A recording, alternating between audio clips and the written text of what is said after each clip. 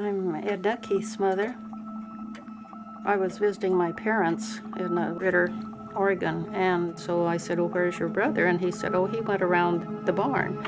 Then we went back to find him, and he wasn't there.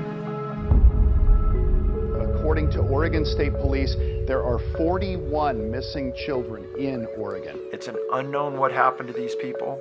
It extends far beyond just kids.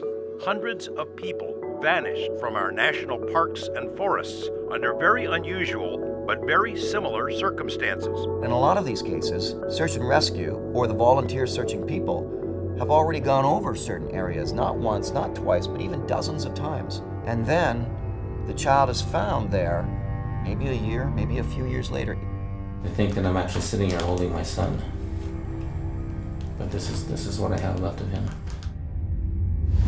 We're talking about a very large, even worldwide collective of information here. And we turned around, and here was this little toddler walking out of the fog with absolutely no clothes on at all. Well, it's troubling. You know, I got members of my search and rescue that aren't sleeping too well. If you have areas that you don't even know there's missing people, it makes it really difficult to reinvestigate when more information comes. Some of these situations are so unusual you have to think beyond the bounds of what's normal.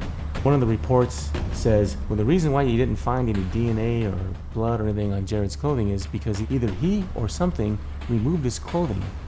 There's just too much. There are too many questions that don't have answers. When did the FBI get involved? What was it? Family's been accused of drug use and of sleeping with certain people.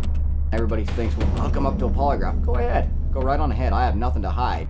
You know, everybody wants an answer. Hopefully someday we'll come up with one. Does the National Park Service keep a list of missing people in their parks?